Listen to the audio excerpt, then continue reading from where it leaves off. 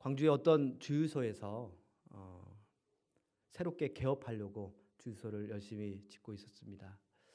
그리고 잘 짓고 할 때 바로 옆에서 교회도 또한 올라갔습니다. 그런데 그 교회를 짓는 것을 주유소 사장님이 극구 막는 것입니다. 안 된다.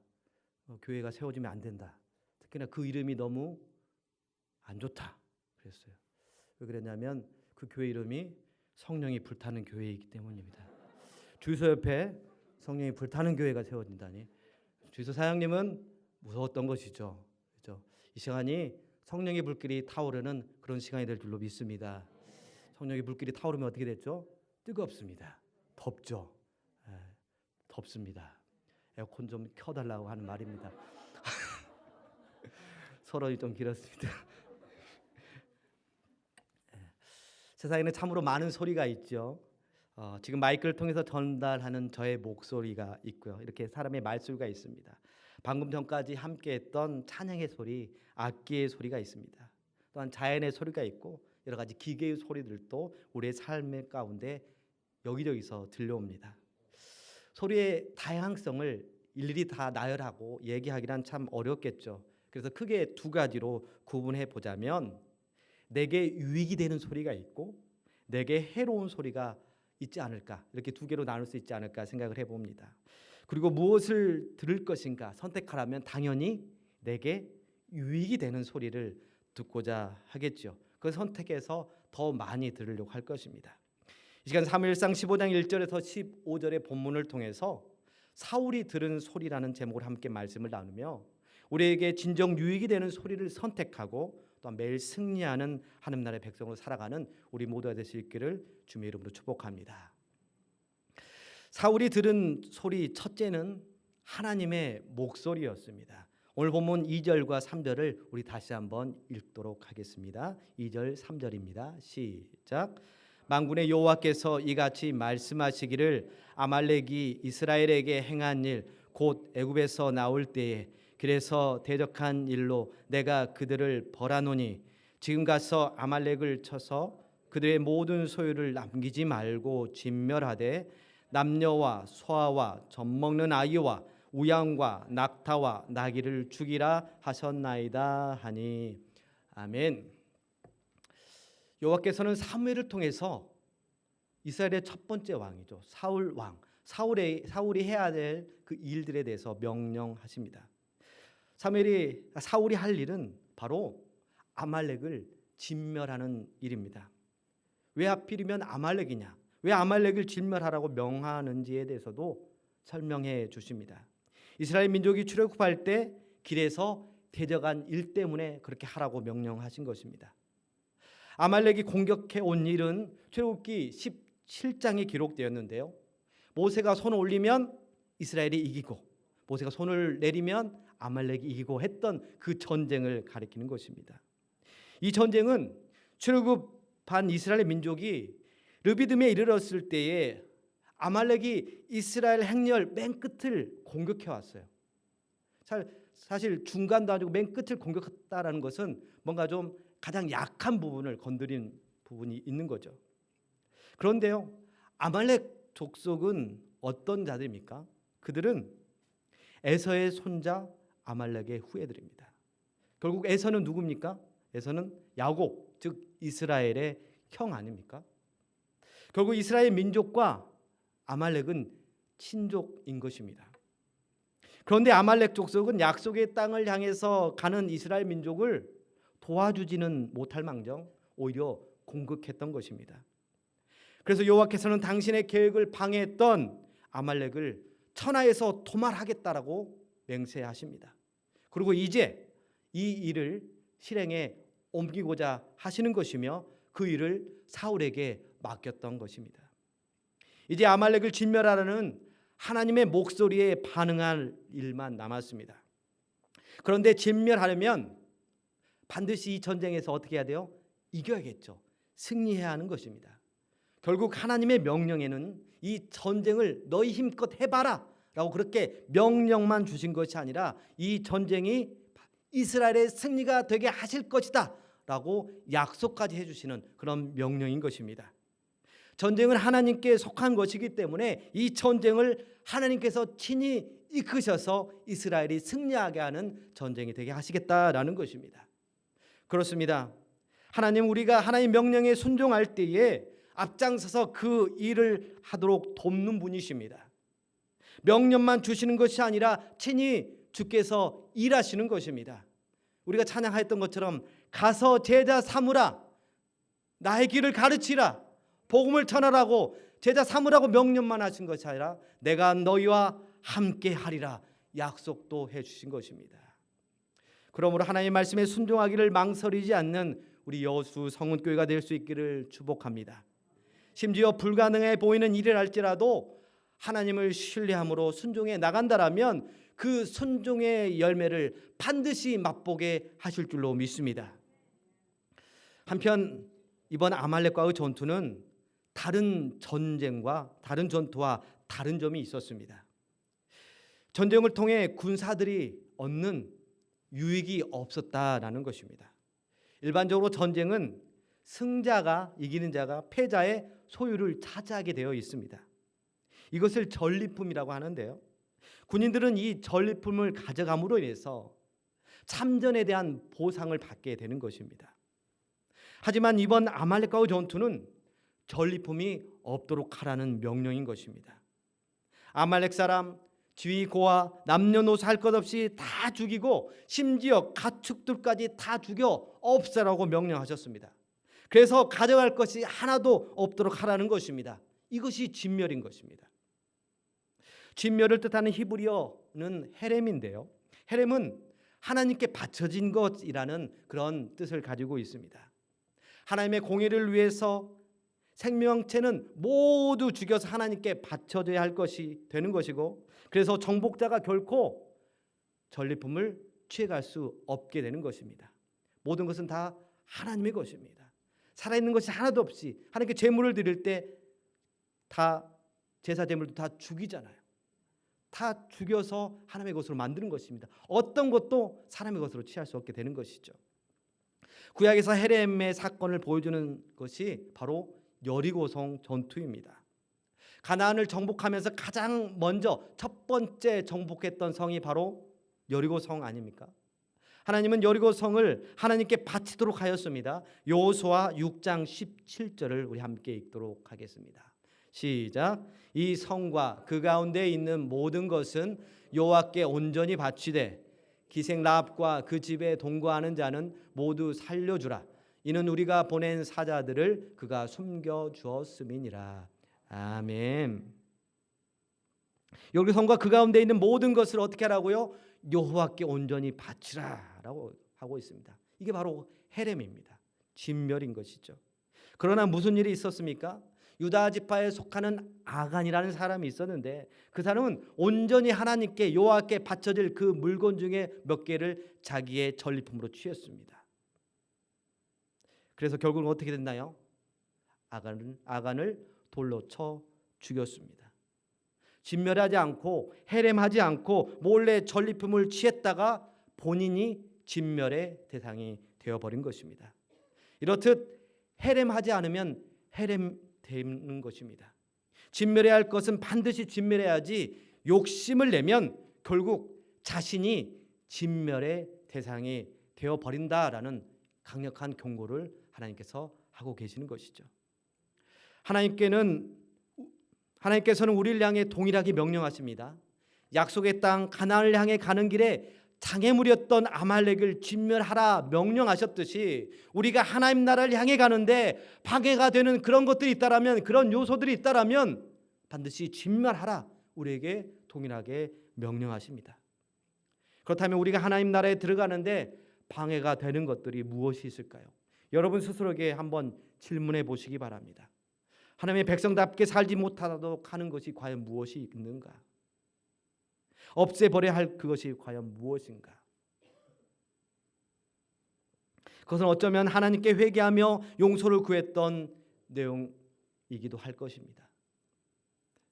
특히 오늘 본문에서 찾아보자면 사울이 두 번째로 들은 소리라고 할 수 있는데요, 사울이 들은 소리 두 번째는 바로 탐심의 소리였습니다. 오늘 본문 7절과 9절을 우리 다시 한번 읽도록 하겠습니다. 7절에서 9절까지 본문입니다. 시작. 사울이 하일라에서부터 애굽 앞 술에 이르기까지 아말렉 사람을 치고 아말렉 사람의 왕 아각을 사로잡고 칼날로 그의 모든 백성을 진멸하였으되 사울과 백성이 아각과 그의 양과 소의 가장 좋은 것 또는 기름진 것과 어린 양과 모든 좋은 것을 남기고 진멸하기를 즐겨 아니하고 가치 없고 하찮은 것은 진멸하니라. 아멘. 사울은 군사를 데리고 아말렉을 진멸하는 전쟁을 치렀습니다. 그러나 구절을 보니까 아말렉 왕 아각이라고 하는데요. 애굽 왕 이집트 왕을 뭐라고 부르죠?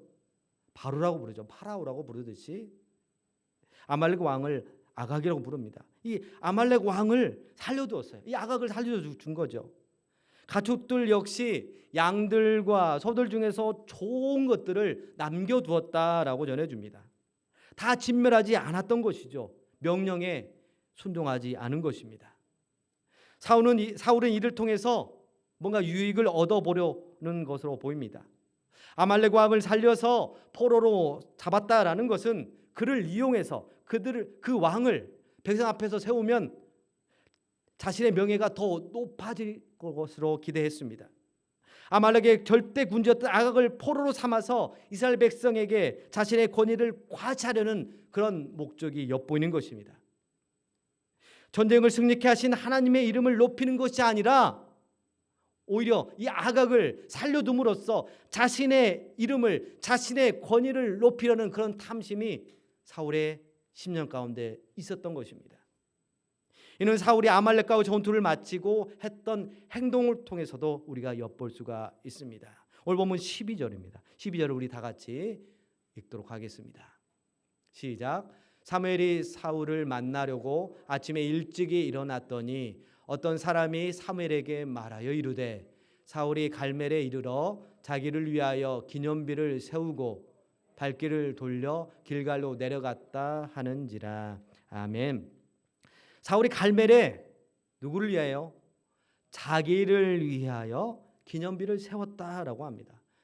물론 여기서 말하는 갈멜은요, 엘리야 선지자가 번제를 쌓아 올렸던 그 갈멜은 아닙니다. 다른 지역인 유대 지파에 속하는 성읍 중에 하나인 갈멜인데요. 이 갈멜 성읍에 자기를 위하여 기념비, 자기의 전쟁의 승리를 드러내려고 기념비를 세웠다라고 합니다. 하나님이 아닌 자기를 위한 기념비를 세움으로써 바로 하나님의 전쟁이 아닌 사울의 전쟁이 되게 했습니다. 하나님의 승리를 사울의 승리로 바꿔버렸습니다. 사울의 이러한 명예에 대한 탐심은 마땅히 하나님께 돌려야 할 영광을 가로채서 자신의 영광으로 삼아 버렸던 것입니다. 보기에 좋은 가축을 진멸하지 않는 이유도 마찬가지입니다. 물질에 대한 욕심이 있어서 그렇습니다. 즉 탐심을 가지고 있었기 때문입니다. 탐심의 소리에 빠진 사울은 가축들의 울음소리도 예사롭지 않게 들렸을 것입니다. 저를 보세요. 살이 포동포동, 털도 복슬복슬. 저를 죽이고 싶겠어요. 아깝니까요. 하면서 그 음매라는 소리가 그냥 죽이면 안 되겠구나. 저 아까운 것을 어떻게 죽여? 끌고 가야지. 그런 욕심, 탐심의 소리로 들렸던 것이죠.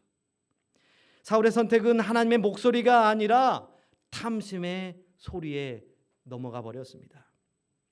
그리고 여기에 더하여 사울은 하나님의 목소리가 아니라 백성의 목소리를 청종하였음을 성경을 통해 우리는 확인해 볼 수가 있습니다. 사무엘상 15장 24절입니다. 함께 사무엘상 15장 24절을 읽겠습니다. 시작. 사울이 사무엘에게 이르되 내가 범죄하였나이다. 내가 여호와의 명령과 당신의 말씀을 어긴 것은 내가 백성을 두려워하여 그들의 말을 청종하였음이니이다. 아멘. 사울은 자신을 왕으로 세우신 분이 하나님이심을 잊어버렸습니다. 자신을 왕으로 세우신 분이 여호와 하나님이시기 때문에 여호와를 경외하고 여호와의 말씀을 청종해야 했습니다. 하나님의 백성을 다스리는 왕으로서 여호와의 목소리를 청종하여 그 말씀에 따라 백성들을 거룩하게 바르게 이끌어야 하는 그런 직무를 맡은 자였습니다. 그러나 사울은 탐심의 소리와 백성의 소리를 청종해 버렸습니다. 이는 결국 하나님의 말씀에 불순종하는 결과를 초래했던 것입니다.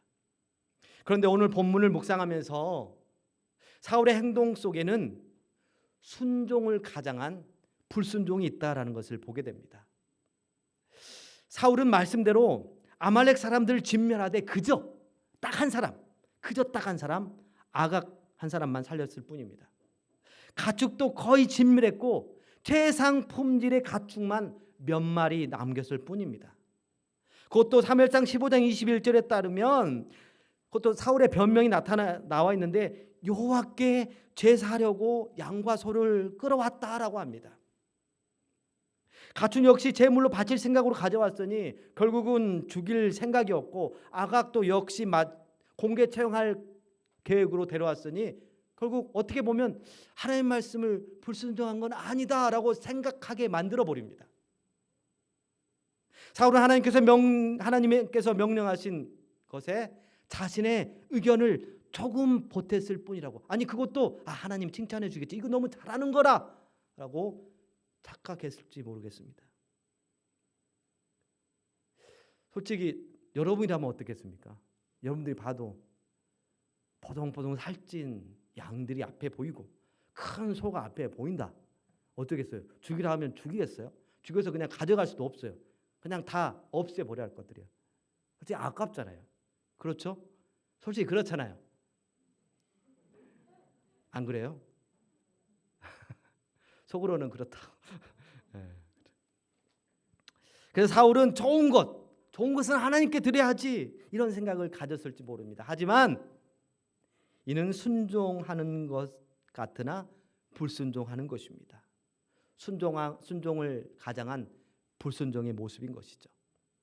하나님은 사울이 하나님의 명령을 행하지 않았다라고 단정지어 말씀하셨습니다. 오늘 본문 사무엘상 15장 11절을 우리 함께 읽도록 하겠습니다. 시작.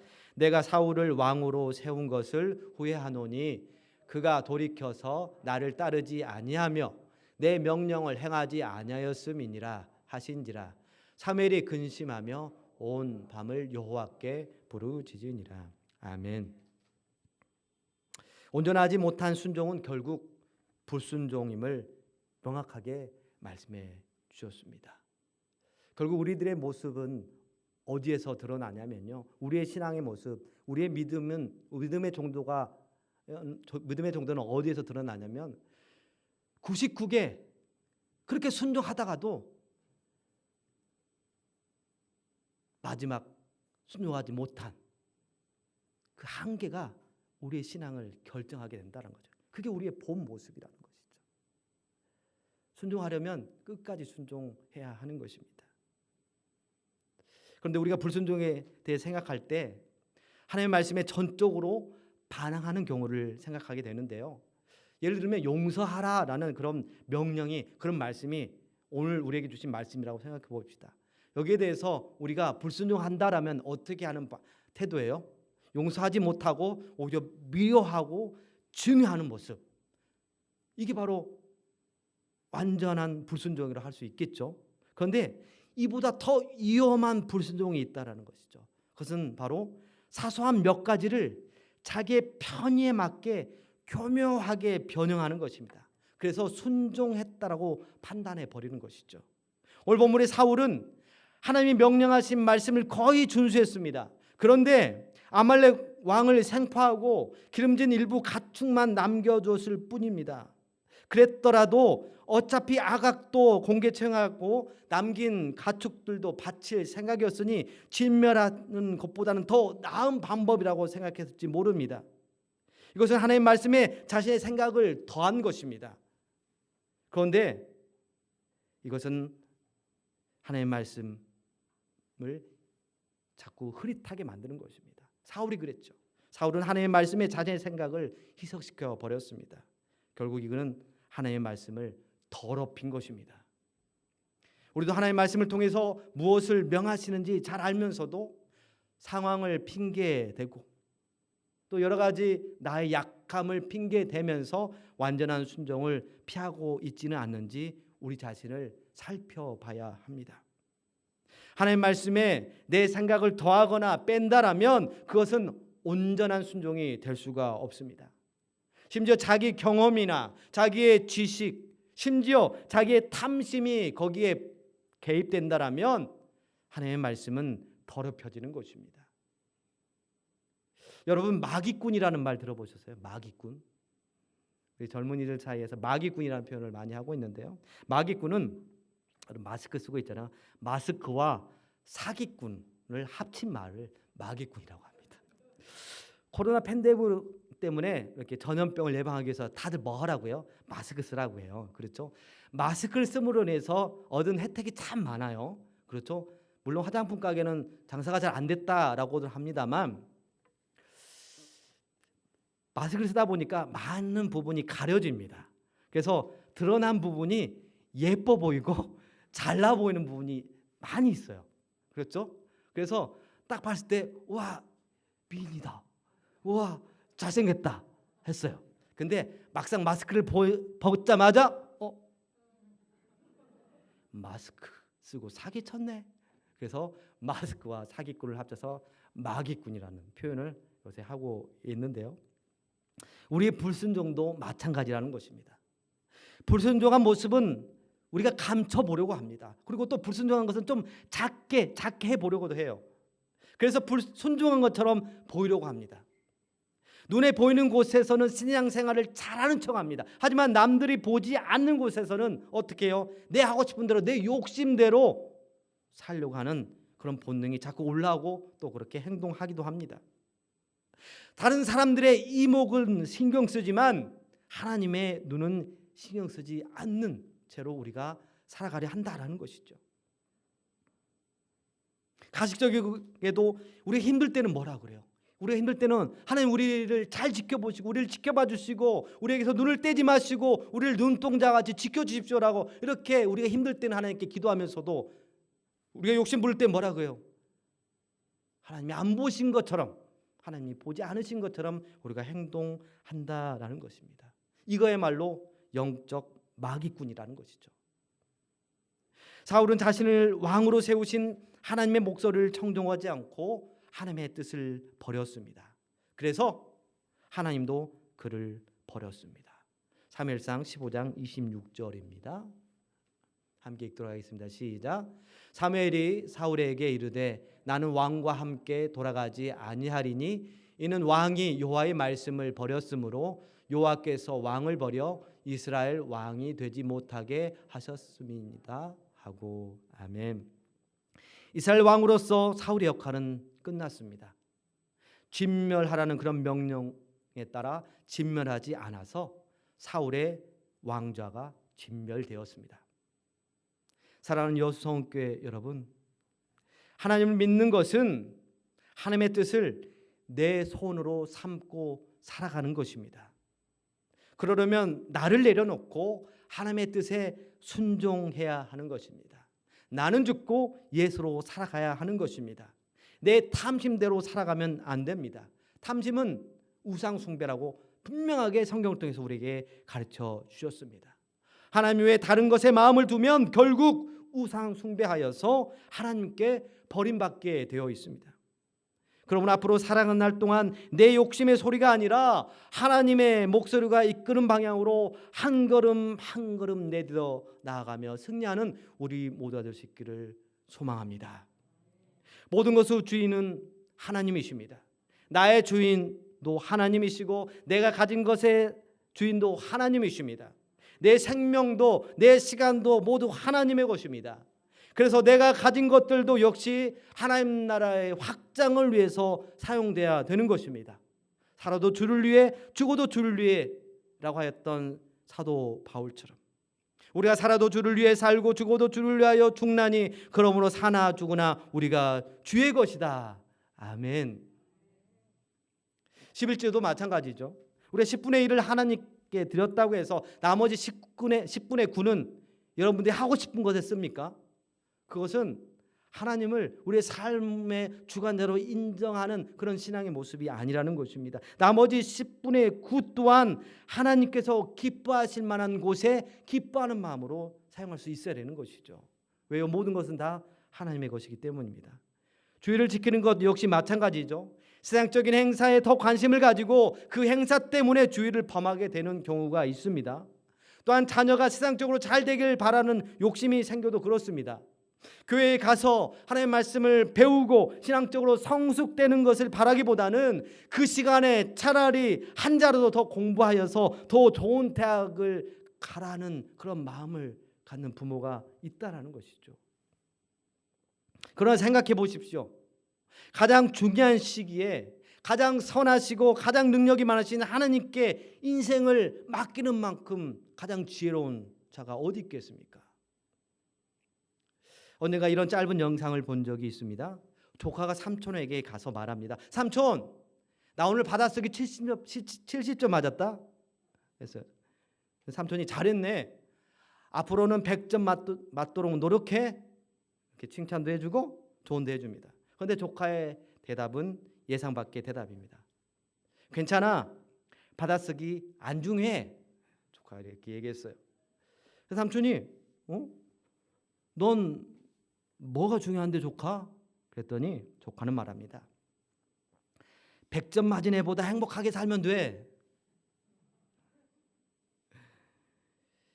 100점을 맞아 좋은 대학에 가더라도 남들이 다 인정하는 대학에 가더라도 참 행복하지 못한 사람들이 많이 있어요. 이 조카의 대답이 깊은 생각을 하도록 합니다. 물론 그렇다고 공부하지 않아도 된다고 하는 것은 아니에요. 열심히 하는 모습은 분명히 필요합니다. 학생들에게도 할 수 있는 데까지 해보자 라고 그렇게 응원할 필요 있어요. 하지만 우리가 무엇을 위해 열심히 하는가, 과연 무엇을 위해 살아가는가, 무엇을 위해서 그렇게 열심히 하는가도 순간순간 체크하면서 살아가야 하는 게 중요한 것이죠. 우리에게 무엇이 유익합니까? 무엇이 우리를 행복하게 할까요? 우리의 삶의 주인이신 하나님과 연결되어서 말씀 가운데 살아가는 것, 그것이 가장 유익하고 가장 행복한 삶인 줄로 믿습니다. 오늘 오전에 받았던 말씀처럼 말씀 중심의 신앙을 가지고 말씀의 은혜를 누리는 자, 그런 자가 바로 행복한 자인 줄로 믿습니다. 그렇게 하나님의 말씀, 하나님의 아버지의 말씀 따라 하나님의 아들답게, 하나님의 딸답게 살아가는 것이 하나님께서 우리에게 가르쳐 주신, 우리에게 주신 가장 큰 선물이요 가장 큰 행복인 줄로 믿습니다. 행복이라는 찬양의 작사가 손경민 교수의 고백이 우리에게 울림을 주지 않습니까? 화려하지 않아도 가진 것이 적어도 눈물 흘릴 날이 많아도 억울한 일 많이 당하더라도 하나님의 자녀답게 살아가는 것이 행복이라고 전해줍니다. 이것이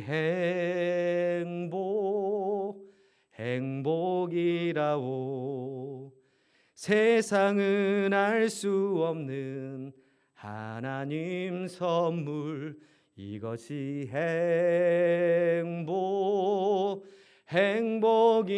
행복이라오.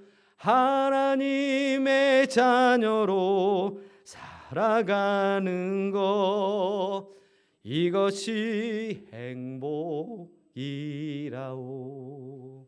아멘. 여러분은 어떤 소리에 귀를 기울이고 그 소리에 따라 살아가십니까? 탐심의 소리는 모두 진멸 대상입니다. 우리의 욕심대로 살아가면 결국 우리 자신이 진멸의 대상이 될 뿐입니다.